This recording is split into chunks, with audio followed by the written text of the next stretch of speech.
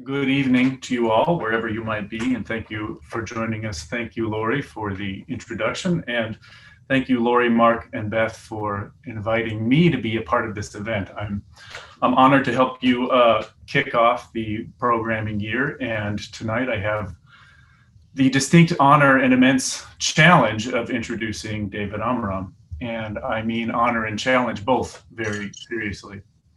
I have come to know David over the past 10 years through my work with the Milken Archive. I have known a lot of musicians in my time, and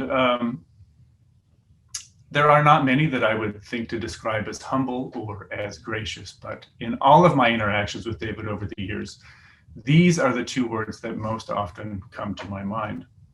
I know many musicians feel that in order to be successful, one often has to project an air of confidence, perhaps arrogance, and I think David just defies this in every possible way. I have spent many hours speaking on the phone with him over the years, and I've learned one thing, and it's incredibly difficult to get him to actually talk about himself because he spends all of his time trying to give credit to all of these other people to whom he attributes so much of his success. So his humility and his graciousness are among the reasons why I am honored to be able to host him tonight. And the challenge in hosting him lies in the fact that his humility is directly at odds with his accomplishments. David is a man who collaborated with Jack Kerouac, with Allen Ginsberg, who really helped define the beat generation that had such an influence on American culture in the latter part of the 20th century. He has provided scores for some 30 productions of Shakespeare in the Park, working with Joseph Papp. If you've been to the Public Theater in New York or Joe's Pub, that's named after Joseph Papp. David has scored films such as Splendor in the Grass and The Manchurian Candidate. He was selected by Leonard Bernstein to be the first ever composer in residence at the New York Philharmonic. He has played jazz with the likes of Charles Mingus, with Dizzy Gillespie, Lionel Hampton, and Oscar Pettiford, but has also shared the stage with people like Pete Seeger, Bob Dylan, and Willie Nelson. So many people talk about crossing genres and breaking boundaries, but few people have been doing it for as long as David Amram has.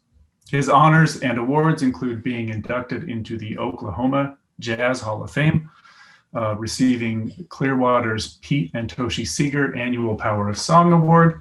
He has an honorary doctorate from Brooklyn College and a Lifetime Achievement Award from Moment Magazine. These are just a few of his accolades that would take me a much longer time to list to you. He has also just had his 90th birthday, which is being celebrated with concerts and premieres of his works in New York, in Boston, Chicago, Los Angeles, and in other cities throughout the US and around the world. And we are very, very fortunate to be in his presence this evening. David, welcome, and I suppose happy 90th birthday. It's wonderful to be here with you. Well, thank you, Jeff, and thank all of you at the Lowell Milken Foundation for American Jewish Music for being in existence, and not only being in existence, but trying to encourage a new generation to appreciate our over 5,000 years of heritage, which of course is always expressed by any culture's music. And we've got that. And in America, we have so many different forms of what's called Jewish music. And the wonderful thing about this recording series I was blessed to be part of is that it includes not all of them, that would be impossible, but a whole bunch of them, everything from symphonies and ballet and opera scores to Moshe Oisha and Kander Yusela Rosenblatt and all of the extraordinary things that are part of our amazing culture. Wonderful, wonderful. So maybe to start off, you could just tell us a little about where and when you were born and how you first sort of got the spark to become interested in music, pursue your path. Well, I was brought up on a farm in Feasterville, Pennsylvania. My father said to me, David, what do you want to do when you grow up? I said, well, I like to be a farmer. And he said, well, that's impossible. I have to have other work in order to afford to continue to be a farmer. And your uncle does as well. He said, what else? And I said, a jazz musician and a symphony composer. And he said, that's worse. So I had no place to go but up. And I was very fortunate hearing Cantor Yisroel Rosenblatt on the recordings that we had at home, hearing Ziggy Elman, a great Jewish trumpet player who was with some of the big bands, and hearing all these amazing kinds of music and realizing that so many Jewish artists were able to contribute to those musics and still maintain their own musical roots. And that was a huge thing, although I didn't really know it at the time. My uncle, who was a merchant seaman, took me to hear the Philadelphia Orchestra, and I fell in love after hearing Leopold Stokowski conduct Peter and the Wolf way back in 1936-7. And then he took me to hear Duke Ellington at the Earl Theater, and I was blown away by that. Without realizing it, my life was formed because what I'd been told, and my other uncle who came from Las Vegas, New Mexico, who was brought up with Native American people, introduced me to American Indian music. So I was fortunate enough to hear all of these beautiful, sincere musics from the heart and somehow get the picture that if it touched your heart, it was worth learning about. And I've been doing it ever since. Right, and we're so lucky that you have been doing that. So the first piece that we want to listen to and discuss tonight is a piece of yours called Shir Erev Shabbat. This is a Friday evening service, a complete service, I believe, that you composed for the Park Avenue Synagogue in 1961. Is that correct? Yes, it was premiered in 1961, and I did it in 1960, and hundreds of people came. The place was packed, and Mel Brooks, just when he was getting known, came up to me with his wife-to-be Anne Bancroft, and he said, man, you had a Jewish Bach. And that was my greatest compliment up to that point in my life. I think a slight exaggeration, but the wonderful thing. Was this your first foray into composing music with some kind of Jewish connection or some kind of sacred purpose? Well, that was the first time that I had been asked to do it in such distinguished surroundings. We had great Maurice Perez conduct an amazing chorus, and the cantor was an extraordinary musician, cantor David J. Putterman, because he took endless hours to show me that if I transliterated the Hebrew into phonetic English, it would be possible for people not familiar with anything Jewish at all to be able to sing it correctly. And he said Handel was one of the greatest composers of all time, but he didn't really know English that well. So everyone has to sing in the Messiah, for the Lord God omnipotent. He said if he could have had omnipotent, he would have written it that way. He didn't know. He said, David, I'm sure there are gaps in your information, and I'm going to help you with every syllable. And he went over every prayer over and over. He said, you write from the heart, but be sure that it's clear to the listeners exactly what the prayers are saying. And he said, if you do that, you can't go wrong. And then sitting behind his desk, he sang me the counting of the Omar. And when I heard him do that, I said, wow, nobody's written that down. I better start thinking. So I more or less went into my subconscious, and I know that scientists would say there is no such thing and there's no cultural identity and there's no DNA. I understand and respect all that stuff. However, there is something that we don't understand in all people and heritages and things that we inherit without realizing it. And that helped me when I was sitting composing. So the very first part that we're going to hear, Ma Tovu, was the welcoming the Sabbath. And the cantor said to me, whatever you do, write something that will make people who are coming in feel that they are welcome and they're being spoken to with some reverence, rather than saying, I'm going to blow them out of the hall and get a good review in the New York Times by insulting everybody. He said, write something from the heart as if you were welcoming people into the temple, because that's what the prayer was about. And that's what I did. And years later, it was beautifully recorded for the Milken series with a wonderful, wonderful conductor who was just amazing and felt the music himself and did a great job of doing it. I'm eternally grateful to him. And for our listeners and viewers out there, I'll just point out there's a photograph up on the screen, and in the center of that photograph is cantor David Putterman. He is standing next to Leonard Bernstein. On his right, your left, and on the other side, a composer named Max Helfman. In addition to some direction like this and helping you with the Hebrew, how much influence would you say Cantor Putterman had on the overall kind of direction and sound of this piece, or the fact that it was being premiered at this very prestigious synagogue? Well, I think mostly he wanted to see that people would understand the Hebrew, and it was not being used as a vehicle to grind something out in order to get to grind something else out. And he commissioned some extraordinary pieces as a result. And I think that we'll always appreciate him for that. And more than that, he had what they called the neshama, the spirit, the soul. And he had what they called in the Mammaloshen, the krecht, the tear in the voice, which is so much a part of our music's everywhere and anywhere, as long as we can hear today what was been done for heavens knows how long and still is being done. He had that presence and that feeling that transcended his job, the huge building, all of the people's problems he had to deal with. He was able to do that, but he had something else. He was a real mensch, and he reminded me that that is the most important thing in the world. Let's take a listen.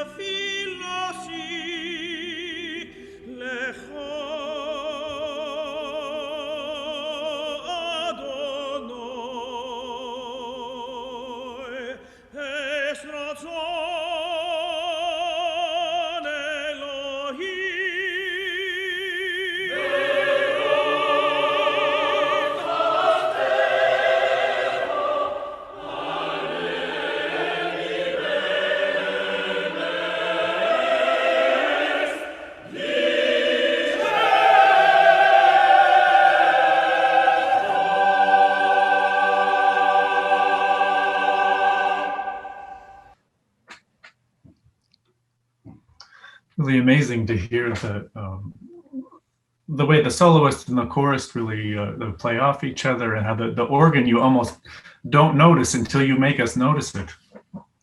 Well, the wonderful thing was too that it was done in I believe in London, and I think most of the singers I asked, their great conductor, weren't Jewish and weren't even familiar with that idiom, and somehow they got it because the music, if you have it in you and you can somehow put it down on the paper, and you're lucky enough to have a really fine conductor and wonderful musicians, you can somehow create something that will make people who are playing it that don't know you, who don't want to hear your big spiel, feel something. That's the basic idea of what it's all about. And then the listener feels something.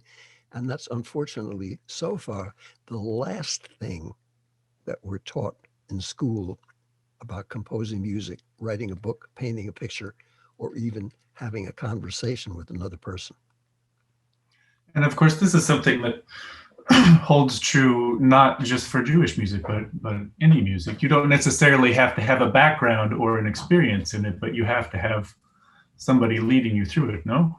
Exactly. And the subways in New York City, they had a wonderful old slogan: you don't have to be Jewish to enjoy Levy's rye bread. So I think that applies to anything and everything. You find out the more that you work in music, that as an expression of the soul and an unspoken history in sound, everyone has a culture, everyone has a heritage, and they're all precious, they're all sacred, and they're all worthy. So when you're told, tone down your ethnicity, that's understandable, but it's not required. And in fact, all of what we call ethnicity, a code word for subhuman, only means that the people who feel that way don't celebrate their own heritage or aren't even aware that they have one.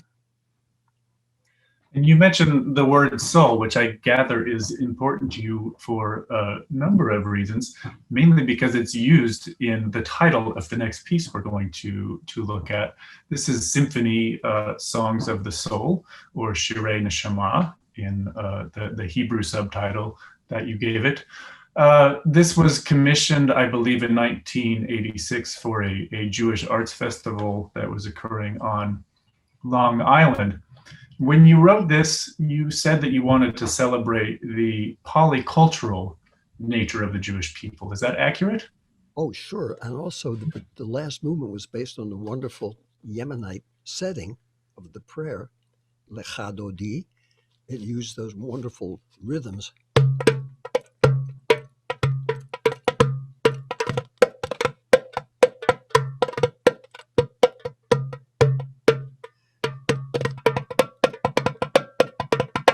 The fantastic tambourine techniques that they use in that music.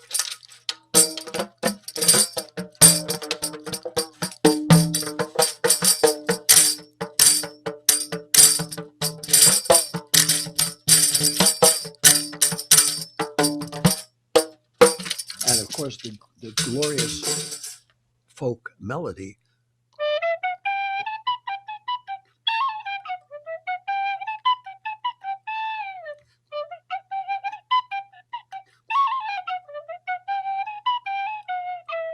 Etc. And I learned and played that for several years with Avram Pengas, great Israeli who came from the Greek Jewish community, moved to Israel. Then he moved, fortunately for us, to the United States and brought some of that wonderful music. And I spent years playing that with him and George Mogradician, a great oud player, until I could get it right with the ornamentation, with everything else, the feeling.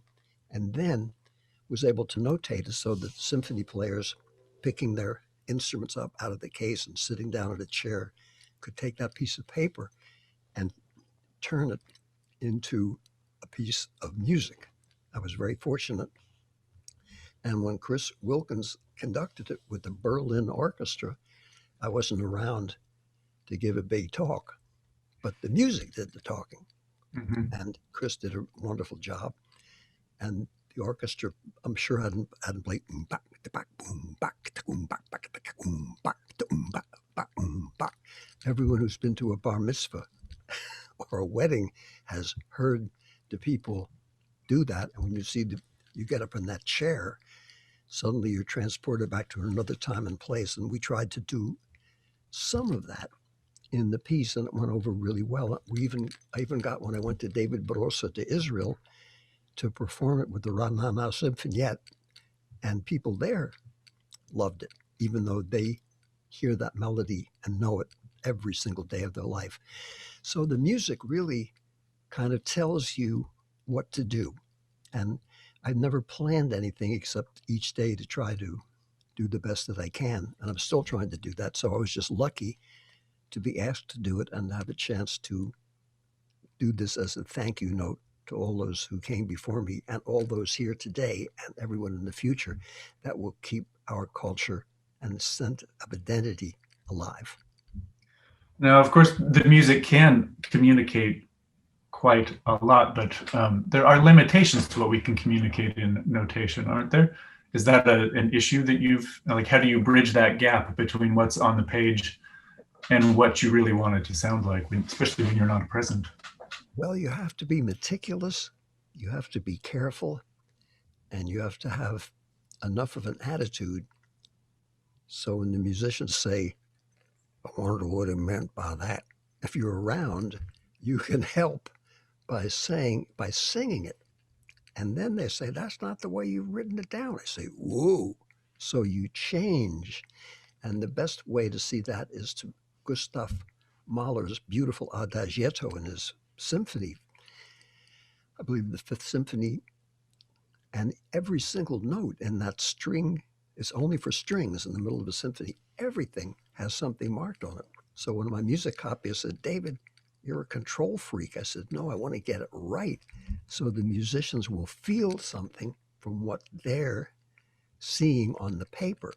And you can't really be clear enough. But if you make the effort and you really go over it enough times, you can end up notating just about anything and having it be playable and say something. Because if it doesn't say something, it doesn't matter how brilliant you are. The music has to do the talking. Sure. Now, speaking of the idea of the polycultural nature of the Jewish people, you used many different folk traditions and many different sources in this symphony, right? I think the first movement, there's some Ethiopian kind of incantation in it. The second movement, I believe, is original, but you kind of modeled it off of a Hasidic nigun. And then in the third movement, there's the Passover, the Yemenite Passover melody, the Yemenite Lecharodi that you just played. But there is also a Sephardic folk tune at one point in there, correct? So how does a composer, or what kind of challenges might you have faced with respect to using so many different sources in a single piece? Fortunately, no one asked me to do any of that. So they didn't give me a list and say, after you thank the sponsors, you have to put in this and do that. I appreciate and understand that. But mostly, when you look at the great architectural achievements, the people who said we want to build something and they give you an idea and then they leave the people alone to do the best that they can. So I try to do that when I'm conducting or playing with other people. And at the same time, when I'm not told, we want something sad, we want to hear this, we want to hear that, I can actually think of something myself. That's kind of my job. So I decided I would try to use some of these beautiful things that I had played and beautiful experiences that I'd heard of other people playing and get that spirit. And then you wouldn't really be able to know what was folkloric. And every time I put down even one measure of a melody, I mentioned, or a rhythm, I put down in the score what it was, where I learned it, and who taught it to me. And I say that because if you're given a gift or if you have a mitzvah, you could at least say thank you. If you can say toda rabah, you can certainly say thank you to a gift. Then you're honoring a gift rather than stealing. There's a big difference. The copyright laws don't reflect that, but the laws of decent behavior reflect that. And after a certain point, if you're playing with Native American people, which I've done all my life, or anybody, and they're used to seeing people coming in and ripping off what little bit they have left, especially when you get over 40 or 50 and you're not no longer responsible for hiding who you are because your face shows it. When they see someone who's a cultural rip-off artist, they hide the silverware and everything else because they know it's only going to be stolen and putrefied and then use their good name to justify it. So the way to get not to be involved in that is just to learn to say please and thank you to everybody. And especially if you're composing and someone shows you something, to thank them by acknowledging that gift.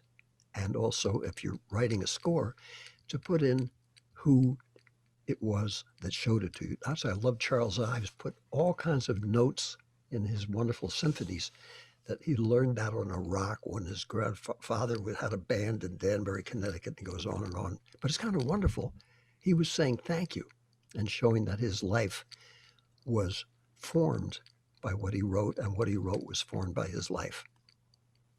Wonderful. So as we turn to listening to this symphony, we're going to listen to the third movement. It's subtitled Dance of Joy. I believe this follows a basic kind of rondo in terms of form. Yes. I have provided a very rough structural outline for this movement. If you want to take issue with it at any point, feel free. I have just listened through. I thought it might help our listeners to try to follow along some of the different sections here. And I've just pointed out the couple of moments where there is a folk melody, at least one that I was able to identify in there. So this movement lasts about 15 minutes. So maybe, David, before we listen to it, maybe you want to just play that Lechato D for us one more time so we get the theme kind of in our heads. I'll just play a fraction of it because the orchestra plays it better.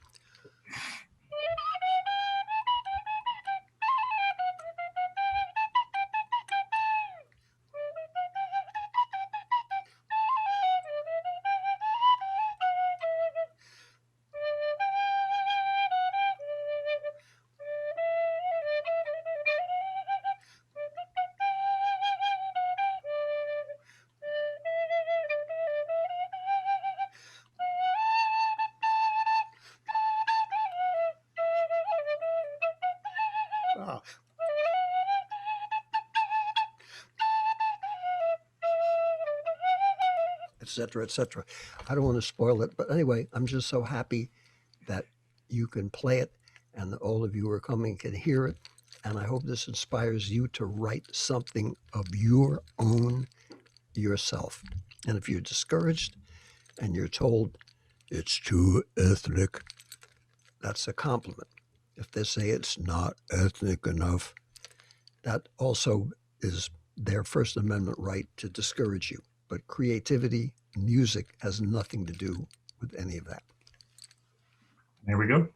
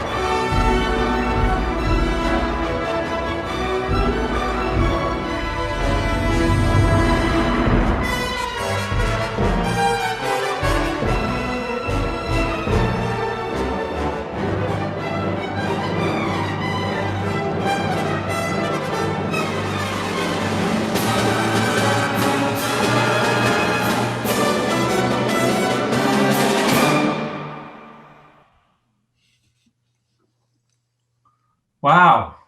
Terrific. When's the last time you just sat and listened to a piece of music for 15 minutes? I haven't heard that in years, and it was just terrific. And if I may, I want to thank Herb Alpert, who created the course that all of you were coming. I remember he started off, he was a wonderful trumpet player with a Latin band, and he started off his record company in his garage and made that enormous, great series of recordings. And he did what the Talmud would tell us to do, what Dizzy Gillespie told me on his 70th birthday, not familiar with the Talmud, the same message. It's time to put something back into the pot.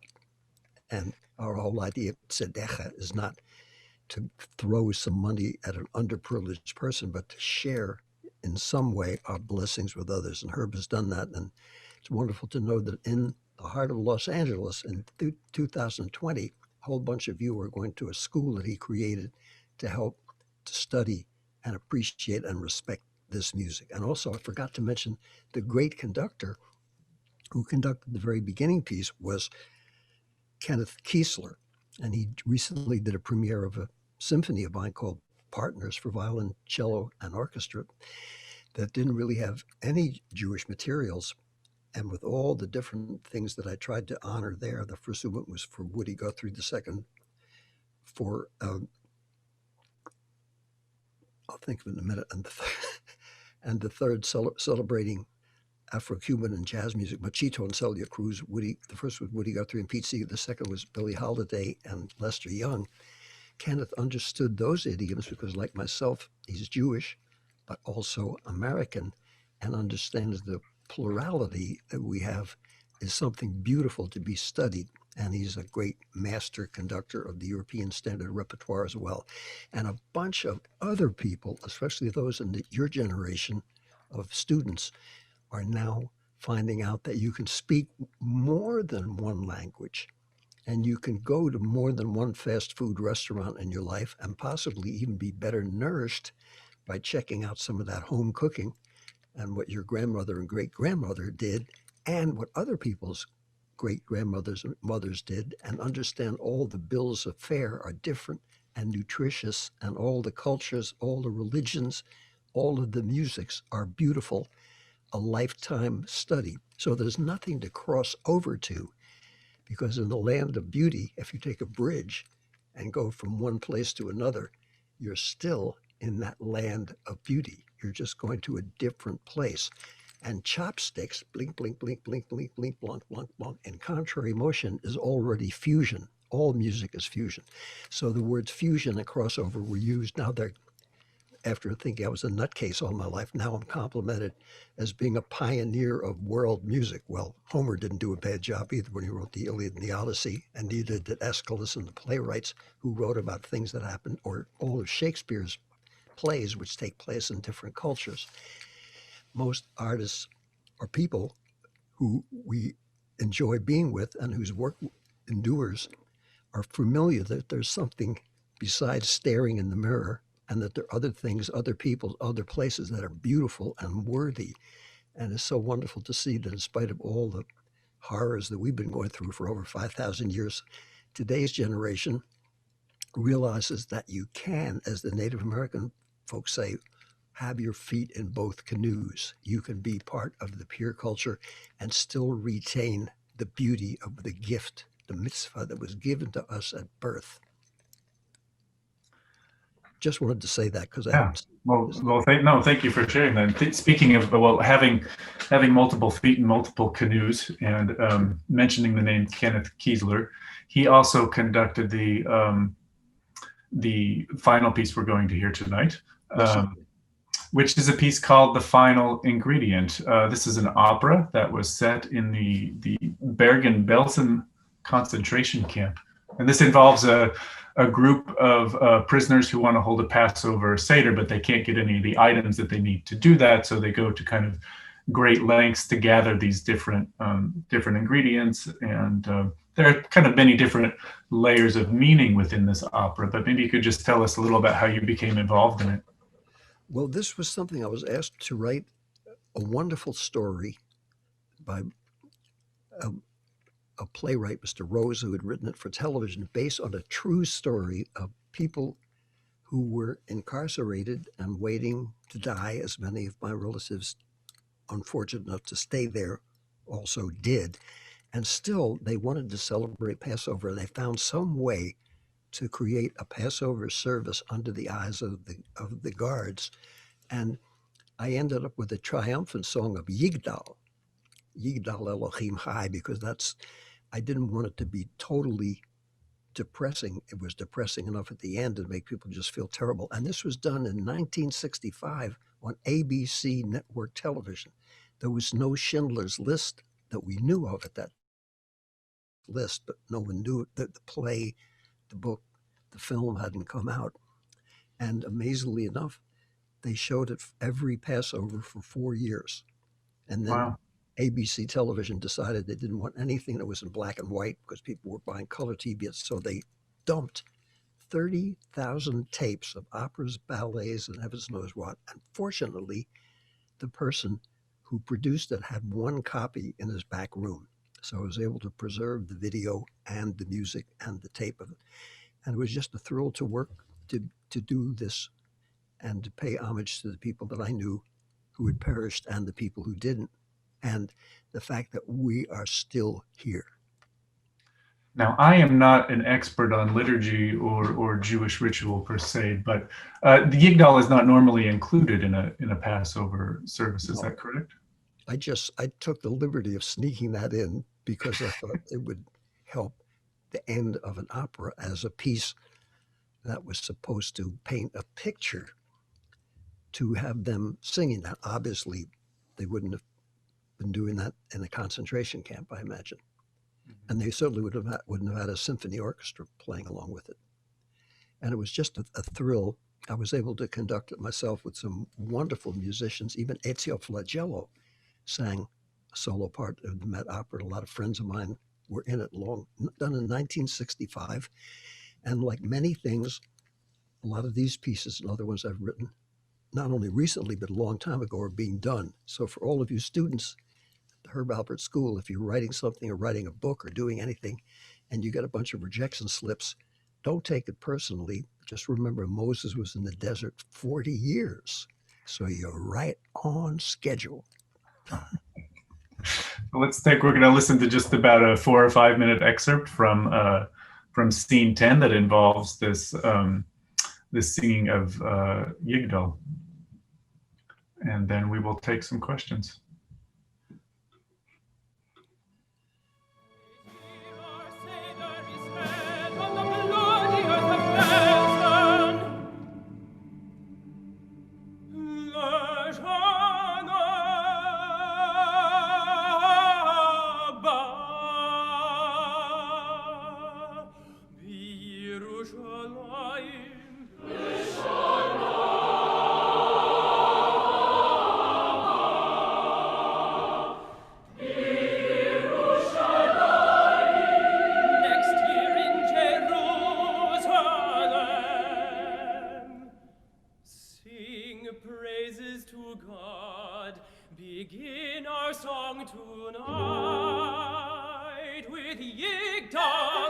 hymn of rejoicing.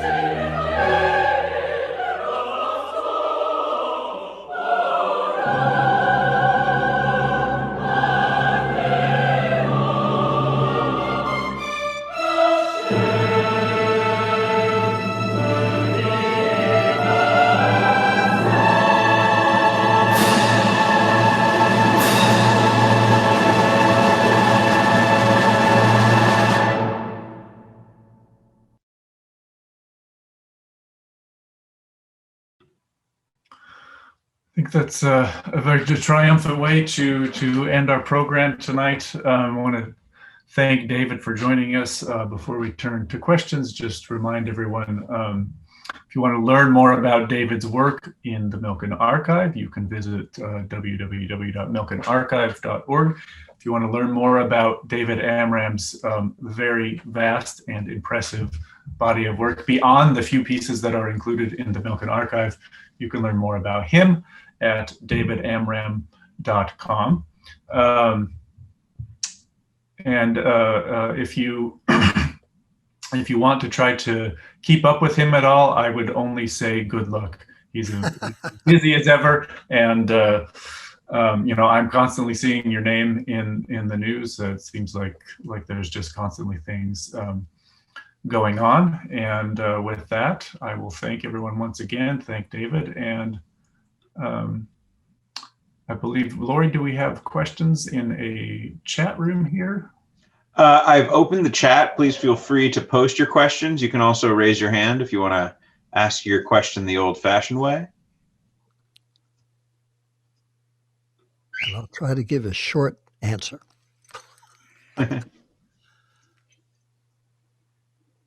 No questions. If we don't have any yet, I've asked a lot of questions so far. Maybe I'll take Fair enough. of asking one more concerning this last piece.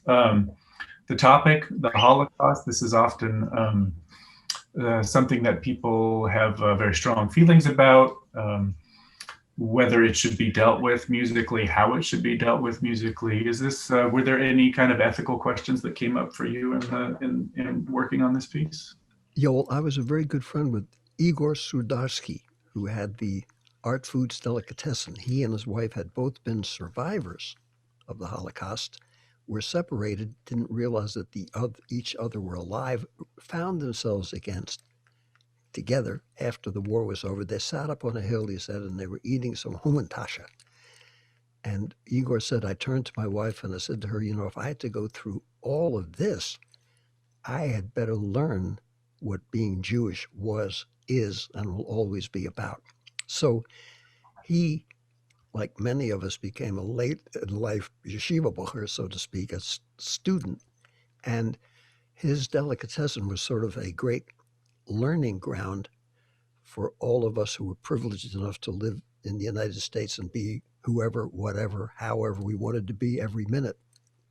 And very often not pay attention to what we were a part of by a gift, not a necessity or a star that you had to wear in a camp, but by the gift of our heritage and culture. And I said, Igor, in the opera, he liked the libretto that Arnold Weinstein had written.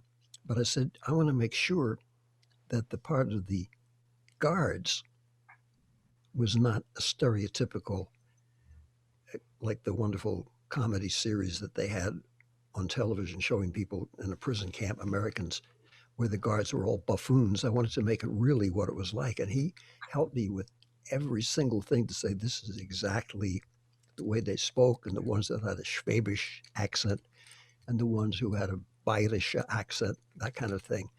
So I was able to get that really being authentic, and from understanding not only with the great Rudolf Serkin and the masters of European classical music that I was lucky enough to work with, but also from Charlie Parker, Dizzy Gillespie, Lester Young, who said in their own way, whatever you were doing, don't copy us, be you, tell your story. So when I was conducting the singers, many of whom weren't Jewish, and the ones who were kind of had to hide that so they would get some gigs for those who did not care for Jewish people.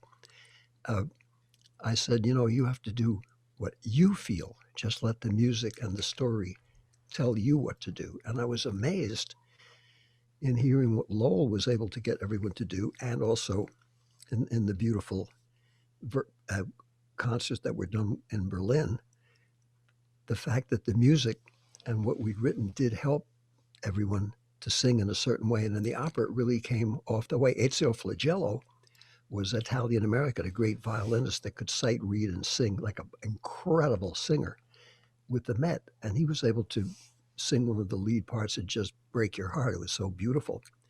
And he said, well, Italian opera, said Puccini, we've got that too. It's just a different way of the same spirit, the same soulfulness. So I think it really comes to that. And if you're using words, you have to have, certainly for something like the Holocaust, a good story and something that's respectful and accurate and human. And I think it came off that way. And I'm very proud and grateful I had a chance to do it. I also wrote a cantata with Langston Hughes based on the Yiskar, which they did at the San Francisco Opera House. And that was wonderful too. And we saw the person who was the head of the United Hebrew Congregations, and he went into this long rap about, well, Mr. Hughes, there's a certain feeling of the Jewish people which is difficult to assimilate and understand. He kept going on and on and on. Langston said, I think I understand what you're saying, Rabbi, because my grandfather was Jewish. And that ended the conversation. But I think that what we can use is whatever we're born into, whatever gift or gifts we have in a polycultural society, we can learn to celebrate those. And then if you appreciate your own gifts, you can be with people from a different culture and appreciate their gifts. And they'll see that you're not there pretending to be them because you despise yourself, and then trying to take what they have and steal it, but rather to appreciate as a fellow human being the spirituality and the history and the uniqueness of every person who crosses your path. And that's the good thing that music teaches you, that we can get above all the limitations of narrow thinking, most of which is self-destructive because it stops you from being you. So I hope that all the students at the school, if they're asked, what is Jewish music?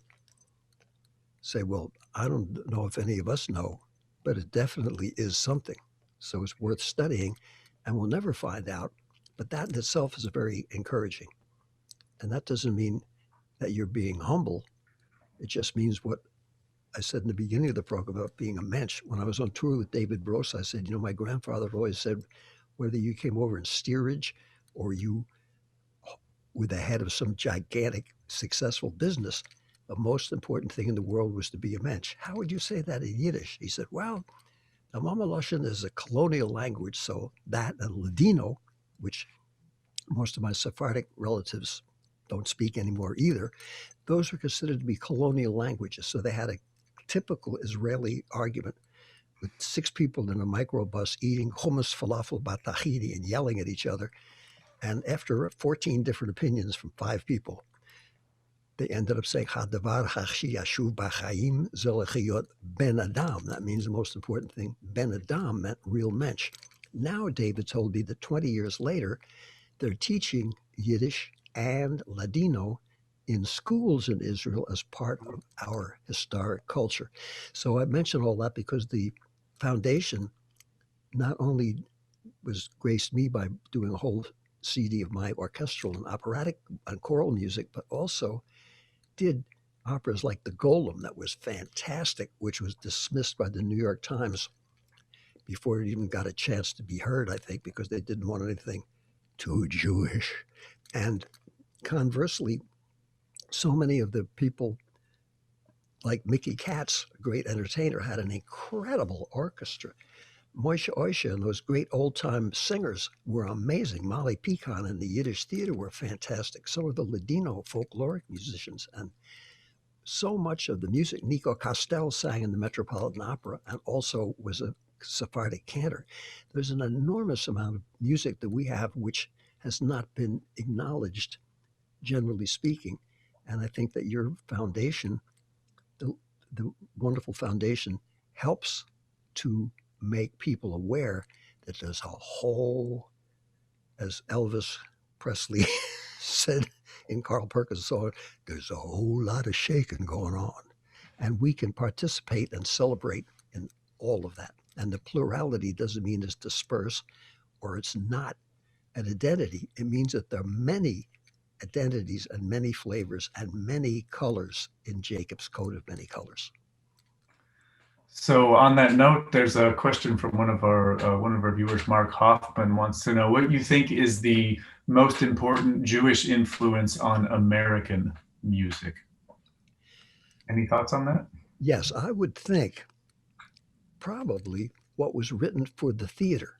Those incredibly gifted, amazing songwriters who wrote what we call standards, which are the backbone of jazz and are heard all over the world, also became the backbone of the theater when the theater disintegrated into having helicopters landing on stage and trying to compete with professional wrestling as a way of being entertaining, they had revivals of some of these amazing composers' works that were musical comedies, but were really great music. And I think that they're an enormous influence. Certainly George Gershwin has been a colossal influence on all the forms of music.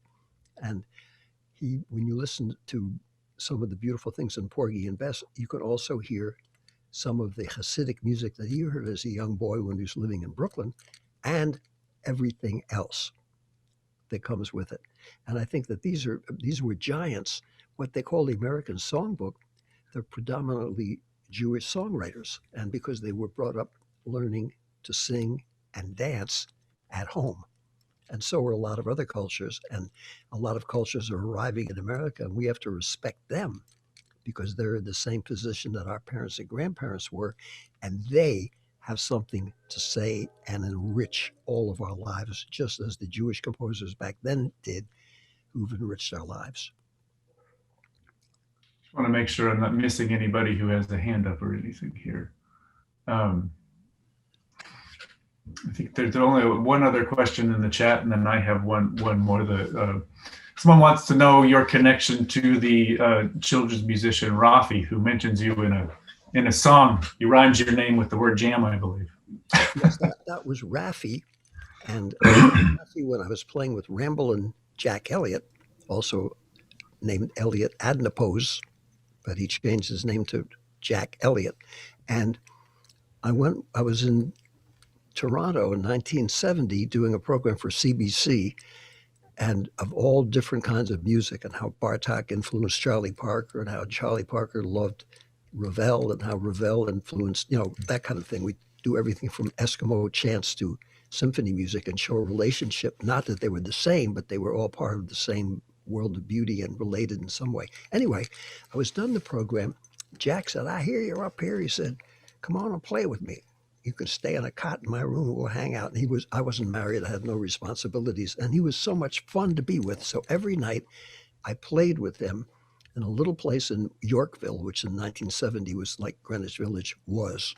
What happened was I was playing with Jack Elliott, and a young Canadian singer named Rafi Kavukian came down every night because he was a Jack Elliott fanatic. And we used to go to his house every night after we were done playing and stay up all night playing music, until his wife, who had a good job and was kind of helping him out to be a folk singer on the weekend, said, "Fellas, I think it's time for you to go home. I have to go to work." And then we would go home and sleep all day and play all night. So at any rate, years later, my kids, I got married, and my two oldest daughters, my little son was just starting there, and they said, "Daddy, this guy's singing about you on the record."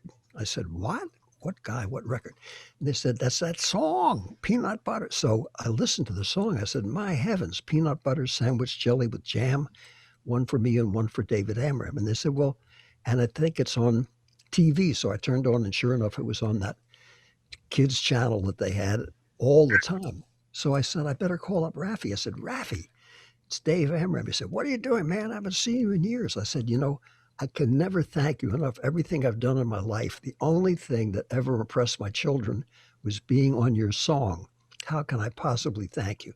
And he said, "Well, I had to finish it, and I couldn't think of anything to rhyme with jam." So sometimes you get lucky. Oh, well, David, as we're thinking about kind of coming to a close here, this is a masterclass. You are a composer. I wonder if I can ask, what advice might you have for young composers kind of going into the field about how to build a career in music? Well, I've always told people I never thought about having a career. I hope someday my music will have a career. And that's the way to look at it. Then every single thing that you do in life, every single person, every joke you hear, every bird sound you hear, every time you hear the wind going through the trees, every time you hear somebody whistling a song, anything that you hear and feel touches your heart, that's worth thinking about. And also if you can improvise, all the pieces that we heard, every note was written out meticulously. But if you can improvise, your DNA tells you what feels natural, what feels right, or if you have 37 choices of what you can make for the next note or the next chord or whatever, your feelings ultimately tell you what to do, not your automechanical training or who you know or what was written about you. The music has to be right, and the musicians can feel that if it's correct enough and make something out of it and then make their own story. So that's a long-winded way of saying try to be yourself. And if you're not satisfied with yourself, it's possible to improve yourself, but don't necessarily try to imitate what you're told you could have been or should have been or might be, and do something that's against your grain, and try to listen to everybody and have respect for them, and to hang out with musicians and singers and players and conductors, because they're the ones who are creating the music, and not to fall into the trap that many people in my generation were forced to think that other composers from Bach and way back from Guillaume de Machaut all the way up to Bach and ever since Bach are your enemy, that the conductors are your enemy and the musicians in the orchestra are your enemy and the world is your enemy. That's okay. It's hard enough anyway. So the main thing is not to think about that, but to try to find the beauty of being with other people and learning from them, because everybody can teach you a lesson if you learn to say please and thank you. Actually, I have 7 honorary doctorates, but I always tell people in the vernacular, the one I've had the longest is a doctor at the University of Hangoutology, even though I'm still a freshman, and I plan on being there until my 110th birthday. And then if I can't succeed in what I hoped I might possibly get started being, I'll switch over and become a nasty, abusive creep. But until that time, I'm going to still try to be a good yeshiva bucher, that means a student, and learn from other people who know more and are better than I am. And I could give you a whole Baedeker's list of that. And once you see that, then instead of being depressed, you don't need a psychiatrist, a dope dealer, a guru, or to change your identity or your name in order to satisfy somebody, but just to try to be yourself and what you are here to offer, and figure we're all put here to do something. Everybody's got a story and they're all valuable. So when you're told, if you're told, to give up, that you're no good, that you're wasting your time, that no one wants to hear music, that's people's constitutional right to give you that kind of career counseling, but hang out with somebody else. Well, I think my colleague Bonnie in the chat says you are an incomparable life force. I could not agree with her more. I learn something new every time I talk to you. I want to thank you for being with us tonight, for sharing your time and your wisdom. I know you like to say that no matter what age you are, you're just getting started and just trying to get it right, but you have a lot to offer and a lot to teach. So thank you for sharing your time with us tonight. Thank you to Mark, to Lori, to Beth at the Lowell Milken Fund for American Jewish Music at UCLA for inviting me to be a part of this. I'd say we started the programming year pretty strong tonight. Well, I thank you all, and just remember, those of you who are over 21 and you're told you're too old, that's people's prerogative. But I can only say, since Live Fast and Die Young was a way of keeping everyone's salary and self-esteem down, that premature expiration is highly overrated. Number 2, you're only as old as you make other people feel. So just celebrate every minute of life as long as you can keep the old carcass moving. And if you're considered to be an outsider or eccentric because you're following what you love to do, just remember the advice I was given recently, which Jerry Farris, a great silversmith and jewel maker, said, when I went back to playing the guitar, I said to my good old friend, I think I'm on the edge. He said, that's the only place to be in life. He said, you got to spend your whole life on the edge. He said, otherwise, You're taking up too much space.